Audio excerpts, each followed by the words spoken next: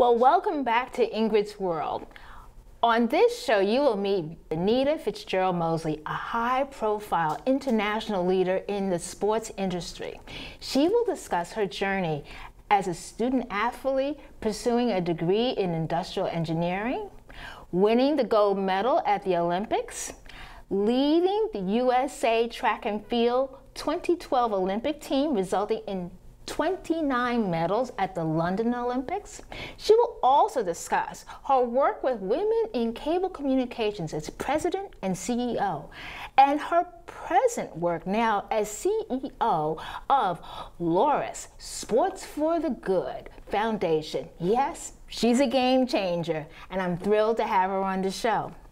Well, welcome to the show, Benita. Thank you, Ingrid. Thank you for being here. Well, we have so much to talk about it, and that's why the show is just about you, because I feel as if not only our community, our viewers, but lots of people want to know more about you. So let's talk about your days as a student athlete. I chose to go to the University of Tennessee, become a Lady Vol track and field athlete. It's a great university, but they also thought it was important when I was being recruited. They thought it was important that I was also pursuing an industrial engineering degree, and they were willing to make the changes needed for my training schedule and travel schedule so that I could accommodate my degree program at the same time. So I actually took 5 years to finish my engineering degree at Tennessee. So that was one aspect to being a student athlete at that university. And at the same time, I made 2 Olympic teams in that same 5-year period. First as a freshman on the 80 Olympic team. Unfortunately, we didn't get to compete in Moscow because of the boycott, but I came back 4 years later, made the Olympic team, won a gold medal, and a few months later got my degree. Wow. So the road to the Olympics. Tell our viewers about the road to the Olympics. It's a pretty amazing journey, I think, for kids these days, or athletes these days. As a track athlete, the nice thing is your time, your distance, your performance determines whether you get to the next level or not. And that goes for middle school, high school, or college, or even the Olympic Games. And so we, in middle school and high school, thankfully I had some good coaches and a great team at my high school, at Garfield High School. So when I matriculated from high school and went on to University of Tennessee, by the time I was a freshman, the good work that I'd done at high school prepared me for my freshman year. So I was on the Olympic team at the end of my freshman year. What happens is you have to qualify for the Olympic trials. It's one big track meet. So you meet a qualifying standard, meaning you run a certain time, throw a certain distance, jump a certain distance. If you do that, you're automatically qualified to go to the Olympic trials, and they pay your way to go to the trials, put you up for several days. You run in the heats, quarterfinals, semifinals, and if you make it to the final, in the final race, they only take the top 3. So first, second, and third. You get 4th place, you don't make the team. Wow. And that's the same for the jumps or the throws. And there's one added thing. If you have to make a certain standard, in other words, you have to have a certain performance in order for 3 people to go. Right. Yeah, otherwise you just get the one person. And so for 3 people to go, or more than one person to go, all 3 have to have met the top standard, called the A standard. Wow. So there's several levels to getting on the Olympic team, and once you're on the Olympic team, of course, then it starts all over again. You go to the Olympic Games and you have to run in the heats and then qualify. Top certain number of people make it to the next round, who make it to the next round, and you make it in the final, and the top 3, get on the victory stand in gold, silver, and bronze. So it's a long, kind of arduous process, but the nice thing I like about it is it's really determined by your own hard work, your own potential, your own talent. No one or a coach is saying, oh, you can go, but you can't. You qualify, but you don't. You pick yourself. Wow, you pick yourself. I love it.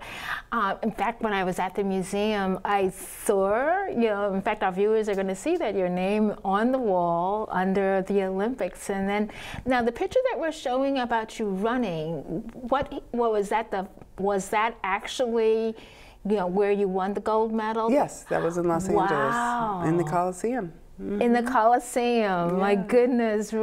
So, I mean, you know, you had this determination on your face that it looks like you're gonna win. You know, how did you get yourself mentally fixed for that?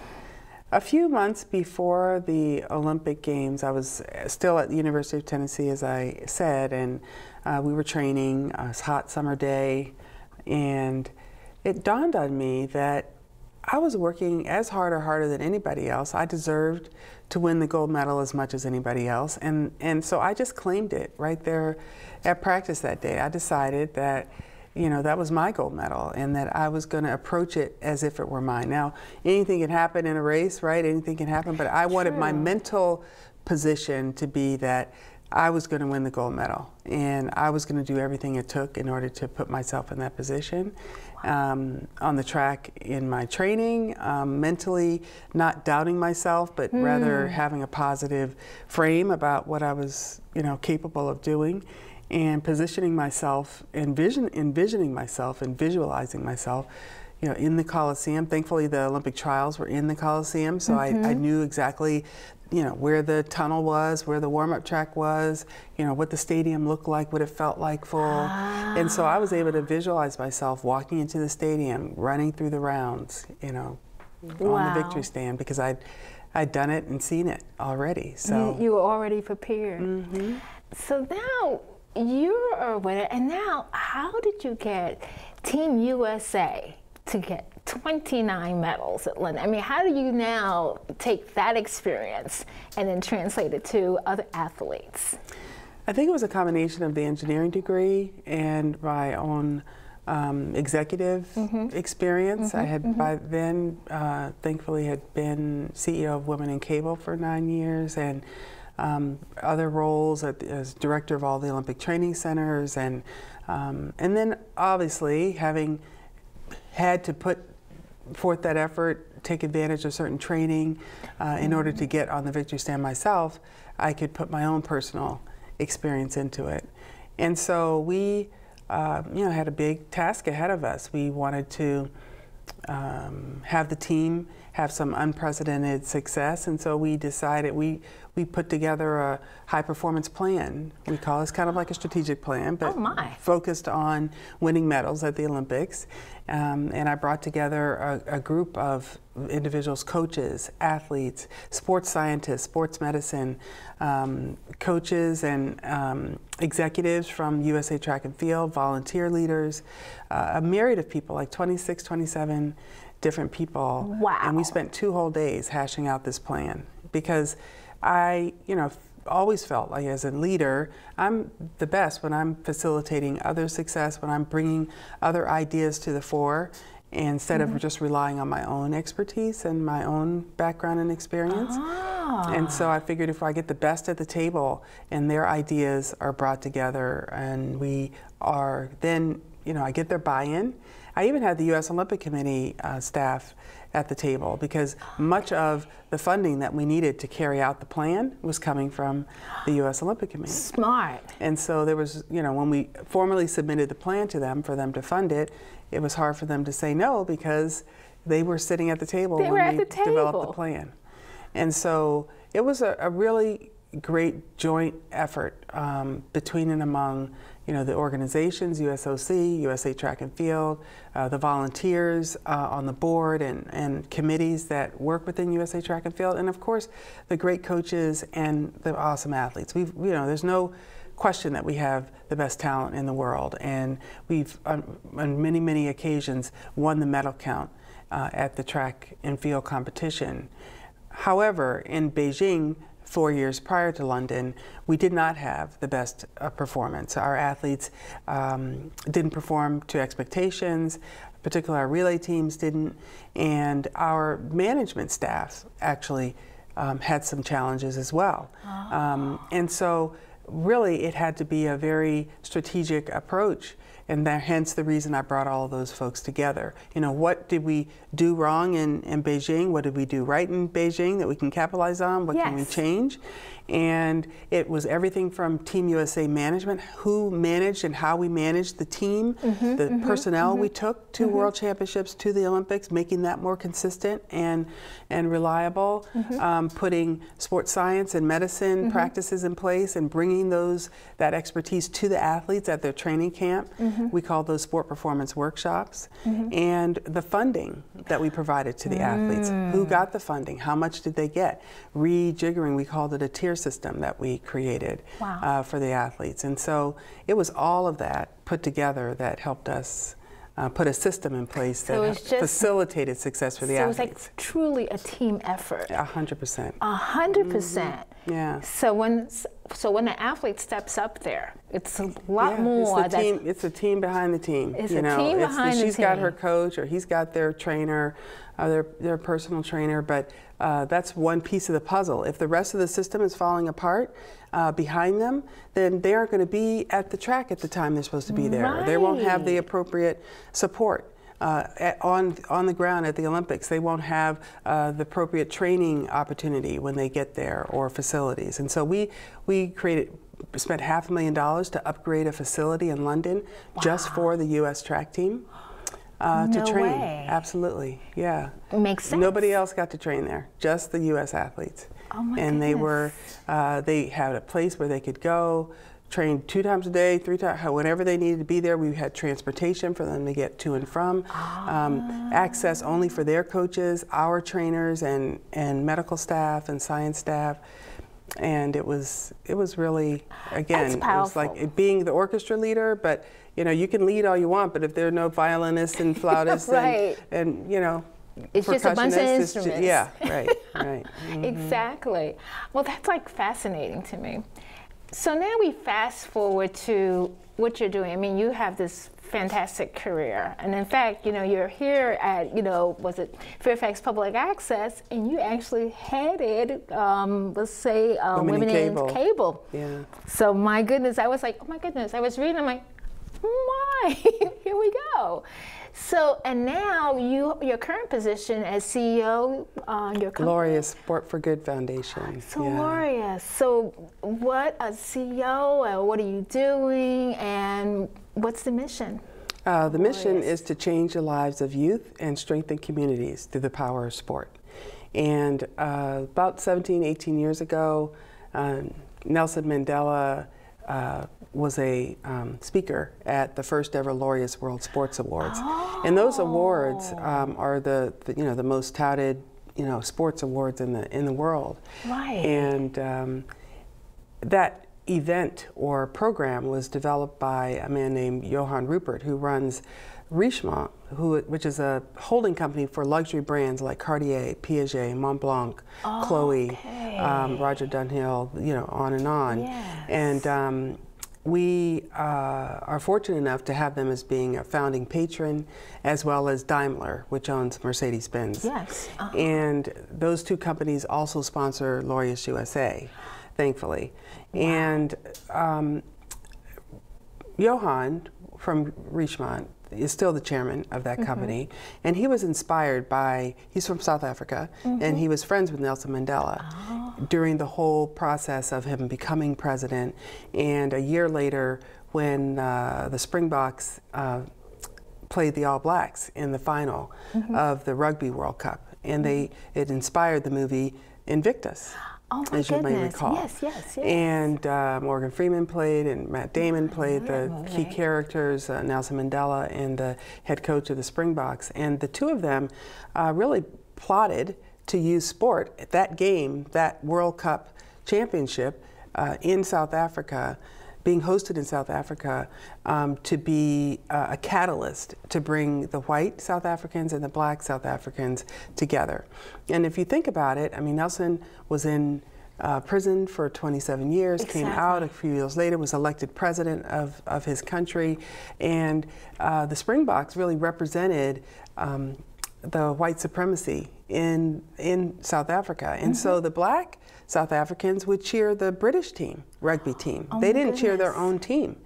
And so Wow. the captain of the Springboks and Nelson Mandela put together their heads and said, okay, you know what, if we could here this game is going to happen in our country, the World Cup, and they started winning and winning, and when they saw that Nelson Mandela was standing with that captain and was wearing the Springboks jersey, it really signaled to other Black South Africans that they too should stand behind their own national team. Yes. And then they won the semifinals, and they made it to the finals against New Zealand's All Blacks, and they won. And Nelson Mandela was out on the field in the Springbok jersey, you know, shaking the hands of the team and of the opposing team, and the whole stadium's going crazy. And this really inspired Johan Rupert to say, you know what, sport brings people together. Sport, you know, people will cheer for the same, you know, Final Four team in the, you know, in the NCAA Final Four, or the same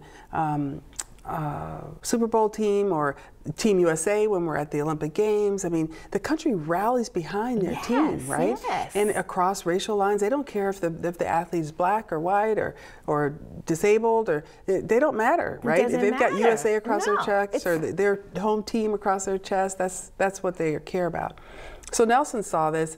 He certainly was invited to the first Laureus World Sports Awards, and that's when he gave those infamous words, you know, sport has the power to change the world, it has the power to unite people in a way that little else does. You know, it crosses social barriers and racial barriers, and speaks to youth in a language that they understand. And so that was the beginnings of the Laureus Sport for Good Foundation. Having all these wonderful athletes at the World Sports Awards saying to themselves, what can we do to really instill these values in kids all across the world? And now over 100 projects in 40 different countries, 9 national foundations. 40 different countries? Yeah, we are funding programs in all of those different places. And so a little bit later on, we'll show you a video of some of the leaders of those projects from all over the world that are really implementing programs and that are changing the world one sport at a time. One sport at a time. It's not really about teaching kids how to slam dunk or make a basket. It's really teaching them the lessons about life. And in the United States, we're really focused on several key outcomes: education, employment, social cohesion, community cohesion, and health and wellness, obviously. And health and wellness. And so those outcomes are what we're geared towards. And so we fund programs that are using sport as a hook to get kids involved. Now, certainly several of them are great athletes. They go on to play college scholarships or make a national team, but the purpose of it is not necessarily to only get them to be great athletes. It's also to implement a very deliberate, intentional program to help them achieve outcomes around education or health and wellness, etc. So sport is the hook that pulls them in. And we are really, sport as a tool for social change. I love it. I know, because that way, because you know, if you tell to a student, you know, oh, we're going to tutor you, we're going to work. Then there's kind of blah, blah, blah. Like, who wants to do that? But if you say, hey, I want you to play with my basketball team. I'm putting kids in college scholarships in basketball. Oh, yeah, I'd love to do that. Well, you know, the only way you get to do that is if you know, keep a B average. And we're going to have tutors for you, and we're going to have test prep for you for the ACT and the SAT, and we're going to, you know, take you on college school visits, and we're going to do, you know what I mean? So there's an intentional program that helps these kids ensure that they are getting the grades, and they can't get on the basketball court unless and until they can prove they've got their homework done. They prove they've done the test prep they're supposed to do. Other programs are focused on, you know, health and wellness of children to make sure they get a certain number of minutes of activity every day, or meet certain fitness thresholds over time. Others are really working. We've got programs in the Middle East that are working on children playing basketball together from Israel and from Jordan, and you know, those kids may never have met or had the opportunity to, but they're on the basketball together, court together, and realizing, you know what, these kids are just like me. I can be friends with them. I can, you know, talk to people in a different culture, and we can still get along. Right, and we can still get along, and that's key. So, so what cities here in the United States? 82 cities. Since 2012, we've impacted almost 500,000 kids in 82 different cities. We have focused our efforts in the last 2 years on New Orleans.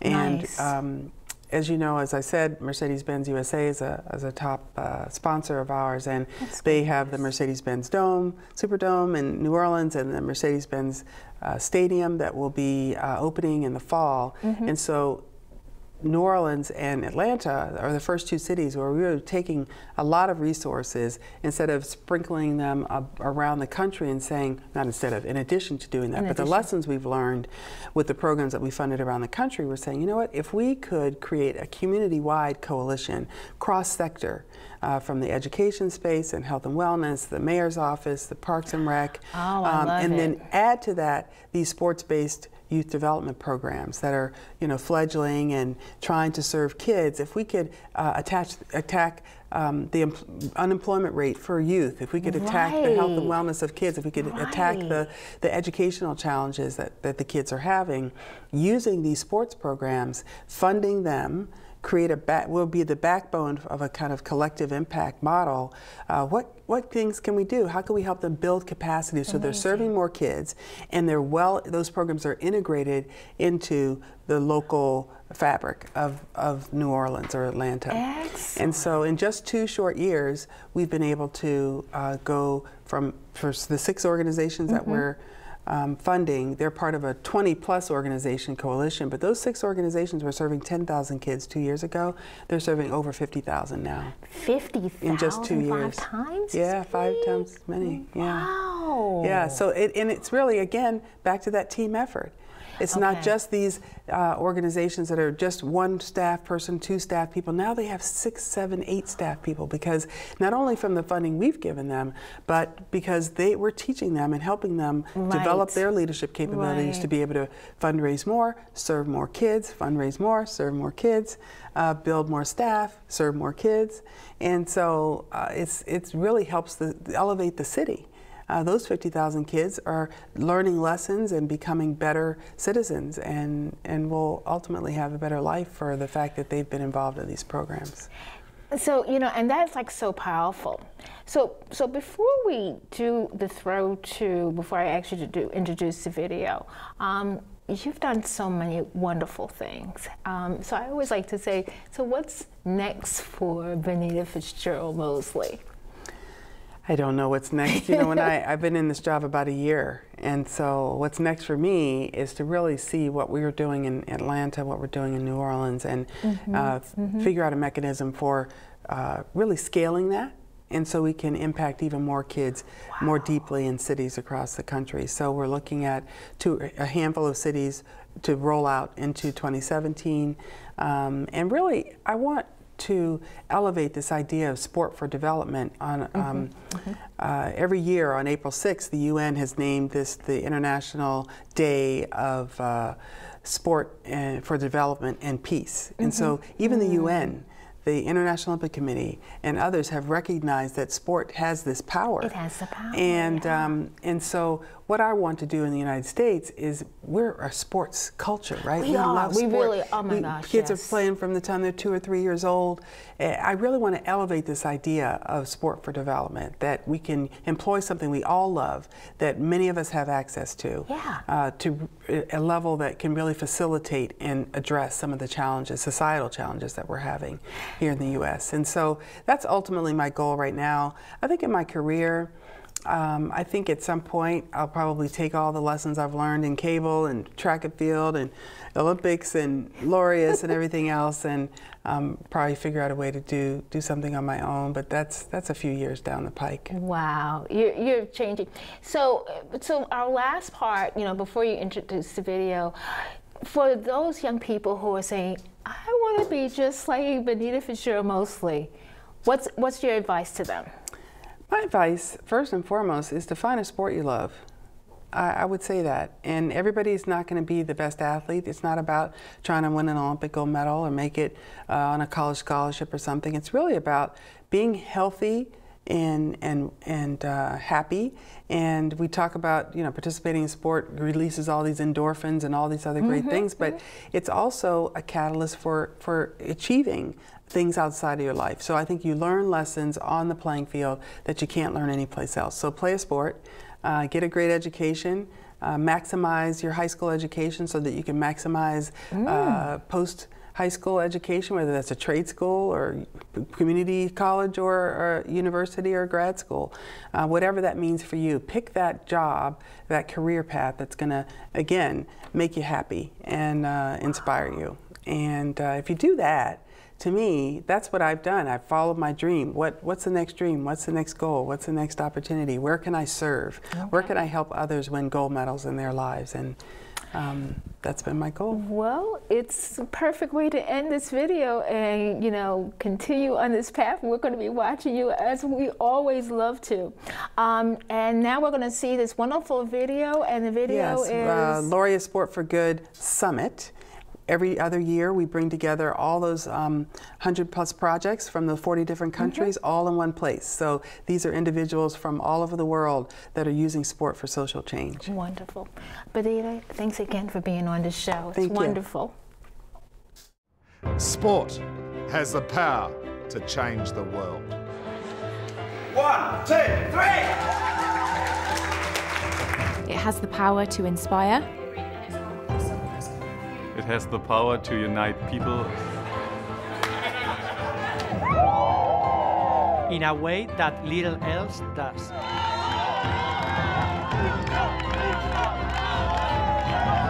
It speaks to youth in a language that they understand. Sport can create hope. Where once there was only despair.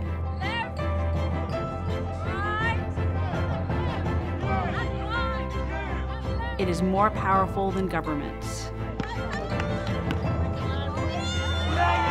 In breaking down racial barriers.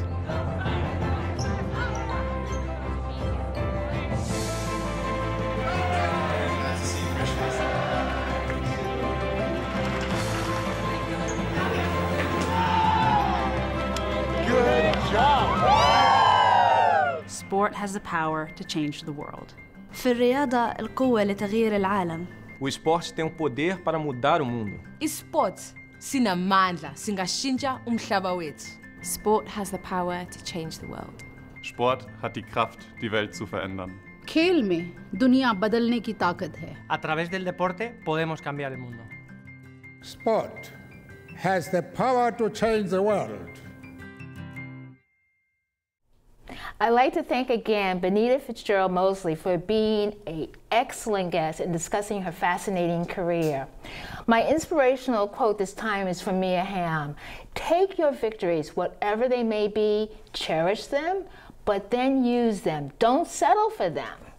So keep those to heart. And thank you for watching Ingrid's World. And don't forget to friend us on Facebook and follow Ingrid's World VA on Twitter and Instagram for instant Ingrid World news. So stay in touch and be a blessing to someone today.